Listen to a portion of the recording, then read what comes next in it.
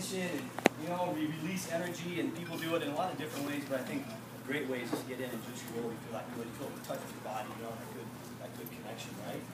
We got a couple promotions we got to do up here. Let me get first some of my Browns up here. Let me get Roy and Rich and Grant up front, please. Yeah.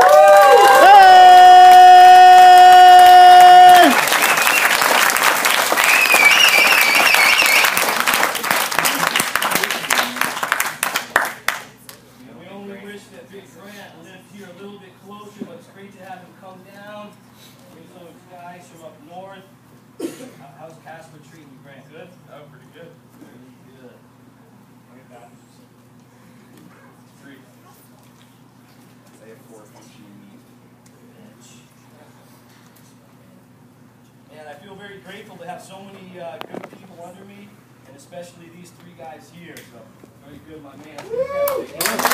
Yeah.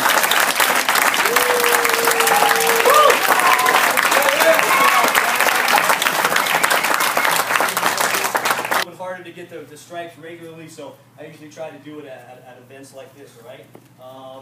Let me actually, Grant, Gaither, why don't you come back out front real quick for me? Help me give a couple of promotions to a couple of your guys. Where are Patrick? Dave. Come on up front over here, and Dave.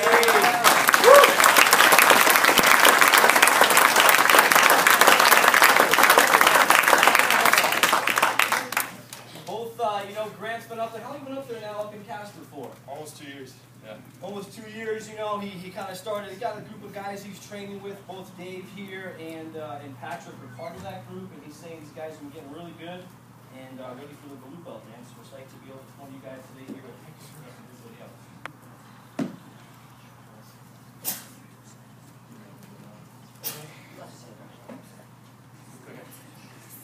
My hands are too tired.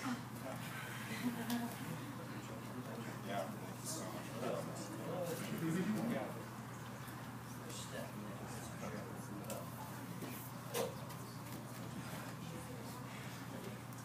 Dave, very good job. You guys. Yeah.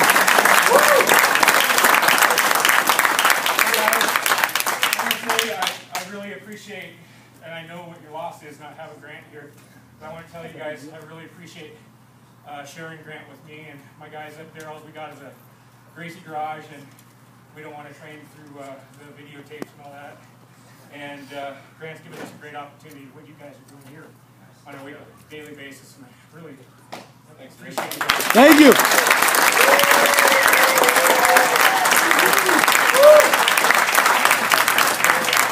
To most of you guys, very special day to myself and Tessa.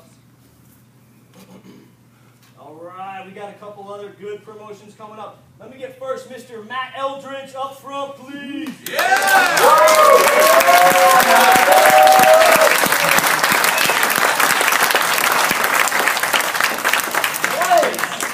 And that's one of these guys who's been with me for a while.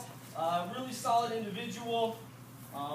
He was a big part, you know, of helping last time when one of our students, Sherry, competed. And Matt's one of these guys, man, he's very selfless, you know, willing to give of himself, and I always think that's such a big quality, and on top of that, very talented as well, man. Coming along good, man. It's good to have you as one of the purple belts here. Yeah.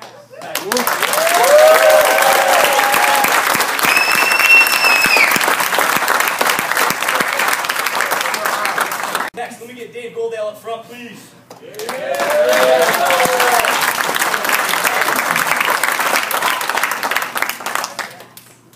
Now, this is a big week for Dave. You know, it's a special day for the purple belt. Unfortunately, Dave's mom passed away just a couple days ago. You know, and my belief in general, Dave, is that I always feel in life that, like, we're all one. You know, there's this life energy that we're all a part of, and I believe in some way that, that your mom's here today, you know, looking down on us, and we're sure she'll be proud of you, brother, right, man?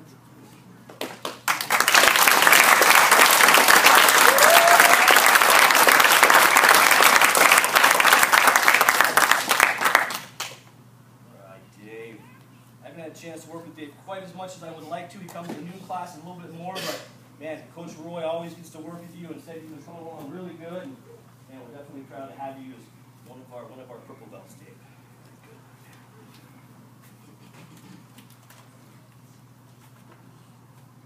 Dave, good work. Just got one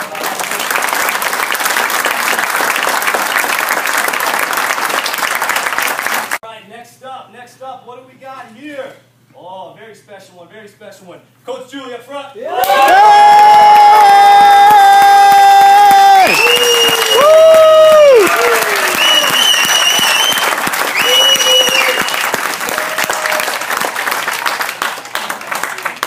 I think it's rare in life to find people like Julie in jiu-jitsu, you know, people that are, she's both a really tough competitor. You know, last summer, 2013, she got named we have like a local tournament down in Denver. It's like the biggest tournament in Colorado, and she was named the best female grappler of the year in the East. So, you know, it's great to have someone like her that's very talented, you know, that can competitions and stuff, but also is a good teacher. You know, she started to teach recently at the academy, and it's been great. She's been a great role model for people, and man, it's a pleasure, Julie, to be able to give you the brown belt. Now, I remember coming up, where's my wife, Tessa? She's over there. She came in today as well. I remember coming up through the ranks, and Tessa, she didn't really like the brown belt as much. She liked the color of the purple belt much better. Kind of like a poop color, you know. But hopefully don't feel quite the same, Julie.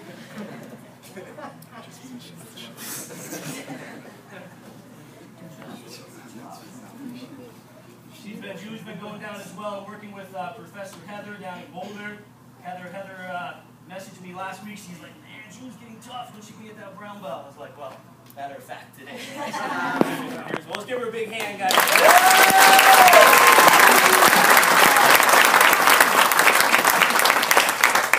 you don't mind that I say a few words, and I might like shed a little tear.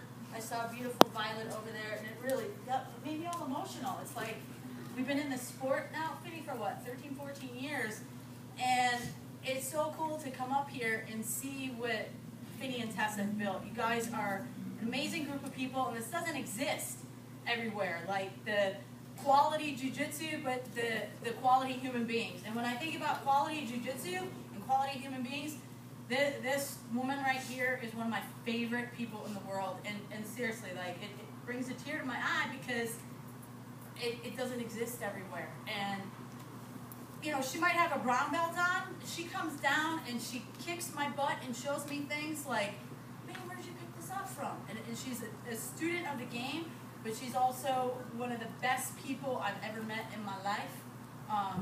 Pick her brain, get to know her. You guys are so lucky for what you got here. This is one of my favorite books I've read recently. I highly recommend it. So it's my gift to Julie.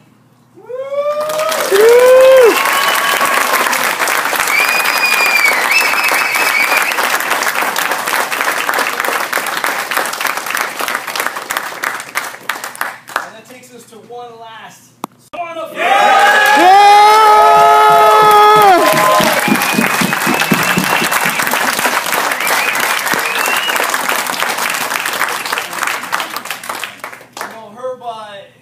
It's pretty cool for me. When Tess and I first opened the academy like 8 years ago, you know, we had an idea. A lot of times with jiu-jitsu, I think because it's challenging, it's pretty tough. You know, a lot of academies, you see only young men that are able to move up through the ranks. You know, you don't see many people that are older at all. You don't see many women training. So we really wanted to have an academy where kind of everybody could do jiu-jitsu. Because I really think that jiu-jitsu is good for, you know, for kids and for adults and men and women, you know. And Herb's, he's still getting just started here, Herb, but Herb's a little bit older, you know. You wouldn't believe it, about 50, 52, right, Herb? You think this guy looks more like he's in his 40s, you know, but you know, he's getting a little older, and I'm really proud that he was able to come up through the ranks at our school. I first met Herb. I was trying to remember who started first. This is his daughter, Kristen, over here. Did she start the kids' classes? Or did she start a year after I started? A year afterwards, okay? And so at that time, I was teaching down in Boulder. I was a blue belt, and I kind of first started working with Kristen. She was one of my students in the kids' classes, and then, you know, and then Herb started, or, you know, continued to train and became a friend of mine. I was really psyched to have him come up here. How long has it been now? It's almost been 4 years. 4 years or so. He came up here to Fort Collins. So I'm really proud of him. I think Herb is an example of somebody who, you know, when I think about Herb, is someone who's very steadfast. You know, I think success in life is not like, it's not built on one a big thing. People want to win the lottery. They want one thing to make them successful, but I think really success is built on doing things every day, small things every day that are successful, and those small things every day lead you to the big successes in your life, right? So, Herb, man, I'm really proud of you, brother. Let's give this guy a big hand over here, man.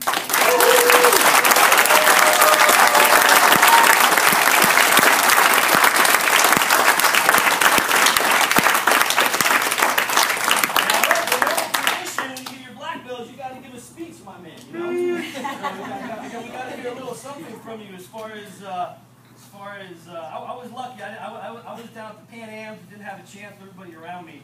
But what do you got to say, my man? What do you got to say here? One thing I always heard at the black belt promotions down in Boulder was the Carlos Gracie Jr.'s words were, up until black belt, we were just practicing jiu-jitsu. At black belt, you start learning jiu-jitsu. So I am very fortunate and thankful to start that second journey of jiu-jitsu in my life. It's become a big part of my life. It's been a balance for a lot of stresses from job and other things in life. I've always been able to come in here, just erase everything else from my mind and focus on this one activity.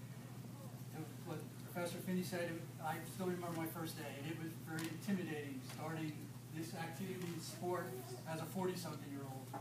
Walking out my first class, I didn't even know how to tie my belt. Professor Elliot Marshall had to show me how to tie the belt. But I just want to thank everybody I've had the very good fortune to train with. Jiu-jitsu and martial art, you can't learn by yourself. And I've had really great teammates, both down in Boulder and now all you guys in Fort Collins make me really feel welcome when I move up here. So this is all part. We've earned this together, and I appreciate everybody's efforts in achieving this goal. Thank you very much.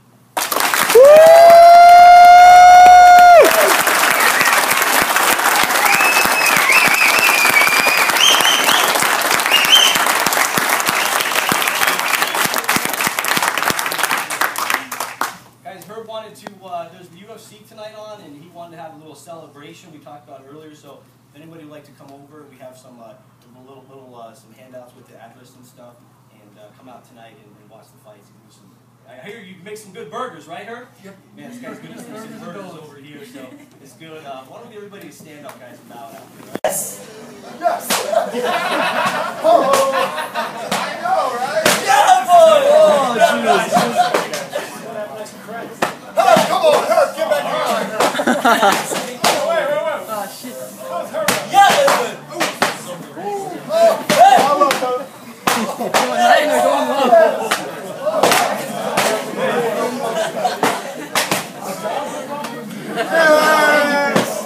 I'll remember that. Oh, here comes Grant. Here comes Grant. Bam! Got like a police baton. Look at that line. When I was